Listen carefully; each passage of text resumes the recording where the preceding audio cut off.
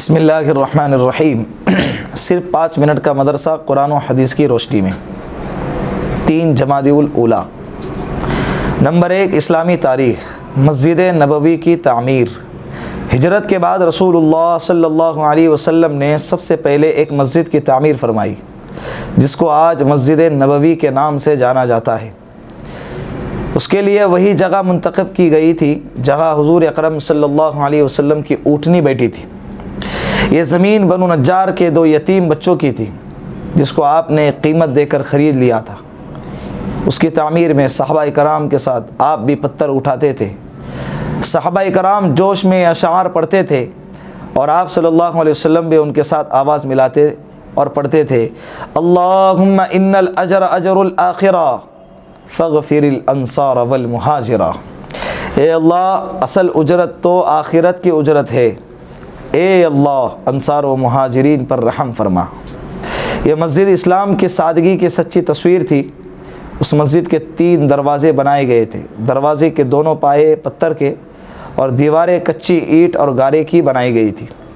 ستون کھجور کے تنوں سے اور چھت کھجور کی شاخوں اور پتوں سے تیار کی گئی تھی۔ قبلے کی دیوار سے پچھلی دیوار تک 100 ہاتھ کی لمبائی تھی۔ یہ مسجد صرف نماز ادا کرنے کے لیے ہی نہیں، بلکہ اسلامی تعلیم کے لیے ایک درسگاہ اور دعوت و تبلیغ اور دنیا کے سارے مسائل کو حل کرنے کے لیے ایک مرکز بھی تھا۔ اس کے امام اللہ کے نبی صلی اللہ علیہ وسلم اور اس کے نمازی صحابہ کرام جیسی مقدس ہستیاں تھیں۔ نمبر 2، اللہ کی قدرت۔ گولر کا پھل۔ اللہ رب العزت نے دنیا میں ہزاروں قسم کے پھل پیدا کیے، لیکن گولر کے پھل میں اللہ رب العزت نے اپنی قدرت کا اس طرح اظہار فرمایا کہ جب گولر کا پھل پک جاتا ہے تو اس کو توڑنے پر بہت سے کیڑے نکلتے ہیں جو اپنے پروں کے ذریعے اڑ کر غائب ہو جاتے ہیں۔ آخر اس گولر کے پھل میں یہ اڑنے والے کیڑے کہاں سے آ گئے، جبکہ اس میں داخل ہونے کا کوئی راستہ بھی نہیں ہے؟ یقیناً اللہ ہی نے اپنی قدرت سے گولر کے پھل میں چونٹی نما کیڑے پیدا فرمائے ہیں۔ کیا زبردست اللہ کا نظام ہے! اللہ اس پر بھی قادر ہے اور اللہ اس پر بھی عالم ہے۔ اللہ جانتے ہیں کہ کس پھل میں کس وقت کس چیز کی ضرورت ہے۔ نمبر 3، ایک فرض کے بارے میں شوہر کے بھائیوں سے پردہ کرنا۔ رسول اللہ صلی اللہ علیہ وسلم نے ارشاد فرمایا، نامحرم عورتوں کے پاس آنے جانے سے بچو۔ ایک انصاری صحابی نے عرض کیا، دیور کے بارے میں آپ کیا فرماتے ہیں؟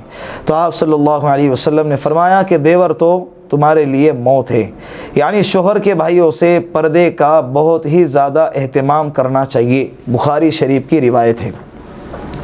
نمبر 4، ایک سنت کے بارے میں عشاء کے بعد 2 رکعت نماز پڑھنا۔ حضرت عبداللہ بن عمر رضی اللہ عنہما بیان فرماتے ہیں کہ میں نے رسول اللہ صلی اللہ علیہ وسلم کے ساتھ عشاء کی فرض نماز کے بعد 2 رکعت سنت پڑھی ہے۔ بخاری شریف کی روایت۔ نوٹ: عشاء کی نماز کے بعد وتر سے پہلے 2 رکعت نماز پڑھنا سنت مؤکدہ ہے۔ نمبر 5، ایک اہم عمل کی فضیلت، انصاف کرنا۔ رسول اللہ صلی اللہ علیہ وسلم نے ارشاد فرمایا، تھوڑی دیر کا انصاف 60 سال کی شب بیداری اور روزہ رکھنے کی عبادت سے بہتر ہے۔ اے ابو ہریرہ، کسی معاملے میں تھوڑی سی دیر کا ظلم اللہ کے نزدیک 60 سال کی نافرمانی سے زیادہ سخت اور بڑا گناہ ہے۔ ترغیب و ترہیب۔ اس لیے کہ عبادت کرنا تو بہت آسان ہے، نمازیں پڑھنا روزے رکھنا بہت آسان ہے، لیکن جب بات انصاف کی آتی ہے، معاملات کی آتی ہے، تو اس وقت میں انصاف کرنا اور معاملات کو کلیئر کرنا، معاملات پر کھرے اترنا، یہ بہت بڑا مشکل عمل ہوتا ہے۔ تو اللہ کے رسول نے فرمایا کہ تھوڑی دیر کا انصاف، اس لیے کہ جب بات انصاف کی آ جائے تو اس میں نہ رشتہ داری دیکھی جائیں گی، نہ دوست احباب اور نہ کوئی اقارب دیکھا جائیں گا، وہاں پر فقط انصاف کو دیکھا جائے گا۔ تو اللہ کے رسول نے فرمایا کہ تھوڑی دیر کا انصاف 60 سال کی شب بیداری سے افضل ہے۔ کتنا بڑا عمل ہے۔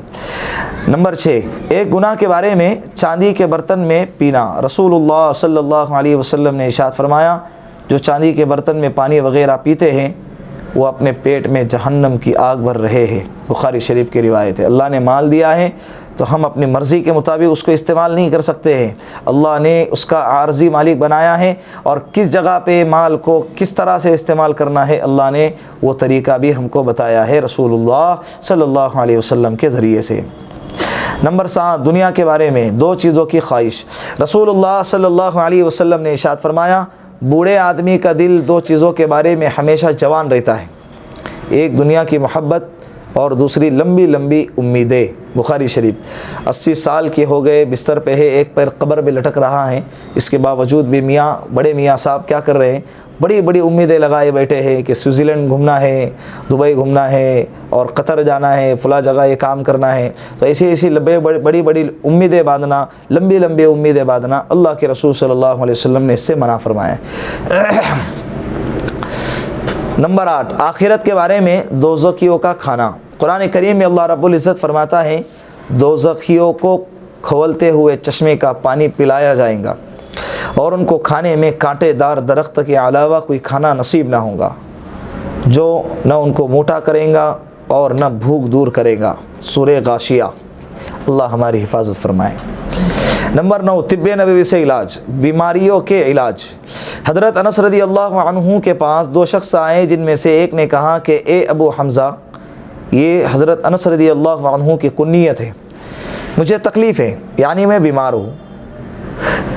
تو حضرت انس رضی اللہ عنہ نے فرمایا، کیا میں تم کو اس دعا سے دم نہ کروں جس دعا سے رسول اللہ صلی اللہ علیہ وسلم دم کیا کرتے تھے؟ اس نے کہا کہ جی ہاں ضرور۔ تو انہوں نے یہ دعا پڑھی، اللہم رب الناس مذہب الباس اشفی انت الشافی لا شافی الا انت شفاء لا یغادر سقما۔ بخاری شریف کی روایت ہے۔ مریض پر اس دعا کو پڑھ کر دم کرنا چاہیے۔ اس دعا کی برکت سے اللہ رب العزت بیماروں کو بیماری سے نجات عطا فرماتے ہیں۔ نمبر 10، قرآن کریم کی نصیحت۔ قرآن کریم میں اللہ رب العزت فرماتا ہے، اللہ کے ساتھ کسی کو شریک نہ کرو، ماں باپ کے ساتھ اچھا سلوک کرو، اور تنگدستی کے خوف سے اپنی اولاد کو قتل نہ کرو۔ ہم تم کو بھی رزق دیتے ہیں اور ان کو بھی، کھلے اور چھپے بے حیائی کے کاموں کے قریب بھی نہ جاؤ۔ سورہ انعام۔ اللہ رب العزت ان باتوں پر ہم سب کو عمل کرنے کی توفیق عطا فرمائے۔